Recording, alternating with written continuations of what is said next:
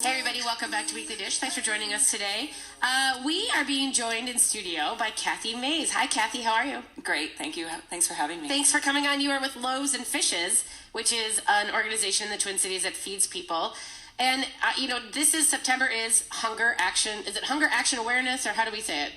I think that's it. It's all about hunger. It's all about hunger, and I think for me, it's a brilliant time to have it, because not only because of harvest, and people are thinking about, kind of harvesting vegetables in the time of year, but it's also back to school. Mm-hmm. And that's a big time where a lot of families, their lives change and everything kind of gets more difficult for people who are kind of struggling with hunger. Tell us a little bit about Loaves and Fishes, first of all.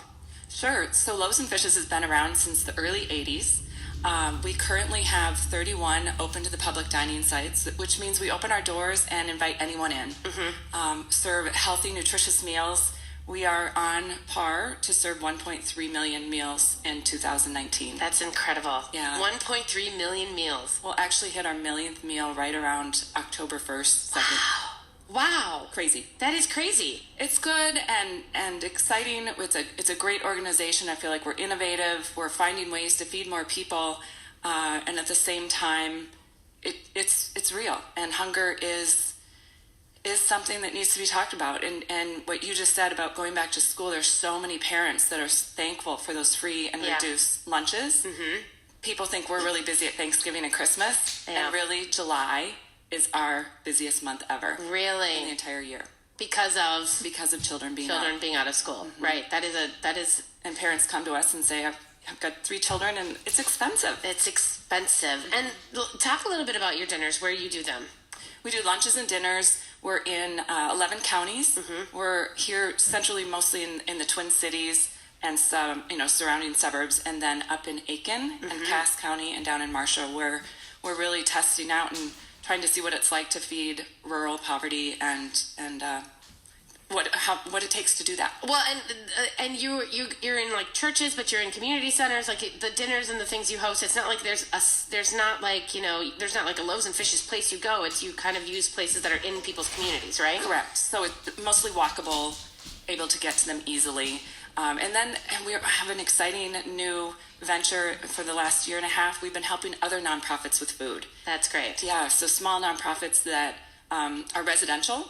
Maybe they're mental health, domestic violence, youth, homelessness, and they can come to us and get food for their program. That's amazing. It's been very, very exciting. I think it's also, people are surprised. I think one of the things when I first started, talking about Loaves and Fishes, we were, talking about, I was talking with people in my community, and we're out in the western suburbs, and people were surprised at the fact that there is hunger out in the affluent areas, and in the suburbs, and they all think of it as no, there's just people who are in need in the cities. And I think there's sort of not an understanding of the fact that it's everywhere. It is everywhere. It doesn't really, there's no geographic, space for hunger. It's all over. It could be your next door neighbor. Yeah. That might be having a hard time paying their rent, paying their mortgage. Maybe they have a large medical bill. Mm-hmm. And hunger is that, and food is, I think of it as kind of elastic. You can buy really expensive food, buy inexpensive food, or go hungry. Yeah. And if you're going hungry, man, I hope you're coming to Loaves and Fishes. Right. And so people just show up. You don't have to apply. No. You don't have to. There's nothing. There's nothing. You just show up for lunch or dinner. Right. And something that's really interesting, Stephanie, is we watch our demographics.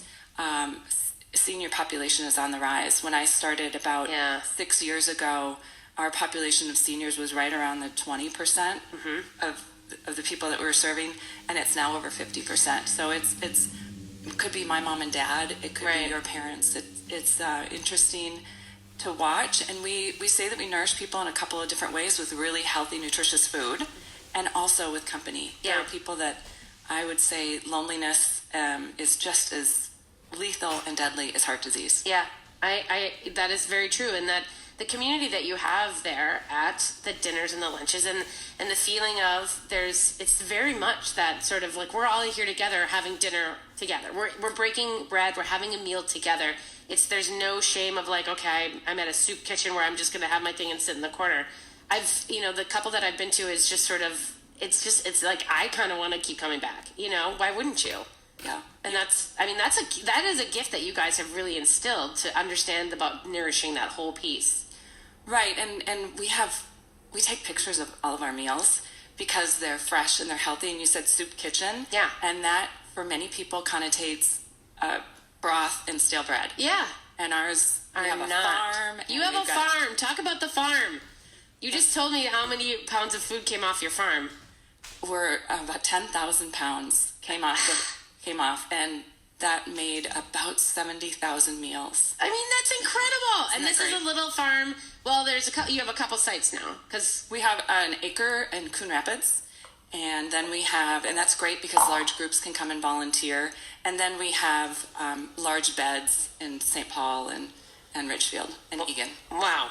I mean, it's very exciting. And, yeah. And to be able to do meals with fresh herbs and, carrots right from the ground, it's pretty cool. That is and so then you also because that's another thing that we had talked about a long time ago was the fact that it's not just about, cans and boxes. And that doesn't necessarily, those they're welcome and you don't want to poo-poo food when it comes to you, but you also want to bring that nutrition value to people who are hungry. That is the thing that is they miss the most is that nutritive thing that kind of keeps you going. And so you guys were like, we're not just going to feed you, but we're going to feed you well and with healthy things. Right. And we do survey our guests once a year, and initial survey results are coming back that 81% of our guests say that the food is helping them be healthy. Yeah. And food's medicine. Yeah, that's for sure. I love that. That's a really good point. And it's something that I think, when you think about fighting hunger, a lot of people, they just buy the bag or they, but I think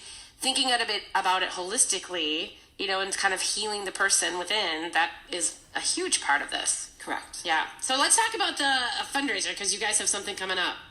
Yes, September 28th, we have our major fundraiser, and it's called A Warehouse Affair. We invite people to come and have amazing food from different restaurants and tour our warehouse. We have live auction, silent auction, and you can wear jeans and jewels. You can just chill and have a good time. And it's fun for people to see the warehouse and really the scope of how much food we cycle through. Yeah, and so you'll have tours and kind of people get to learn and understand and and videos and all the fun stuff. Oh, I love it. Okay, so tickets. So it's on September 28th. It's from 5:30 to 9:30. How much are tickets? $125, and you guys can. We're gonna put the link up so you can go. But there's menus stuff from so many great people. We've got Pimento Jamaican Kitchen is doing stuff. Cafe Latte, Black Stack Brewing will be there. Dual Citizen just down the road from us. Lots of really fun, good stuff, and it's kind of like there's. It looks like there's just like a lot of fun things like hanging out, right? Right, and we work with Solo Vino, and they are making certain that the barbecue has the right wine, that the... Chuck's good like that, right? Chuck knows what to do. We all are nodding because we know exactly. Yeah. And that the Jamaican Kitchen, that the jerk chicken has the right beer, so it's really going to be exciting. Good. I want to ask Cathy, for someone who's maybe listening and is like, this is something that I could really get behind, and maybe they can't necessarily throw money towards the solution. How are some ways that they can get involved, whether it's going to one of the meals or volunteering, that sort of thing?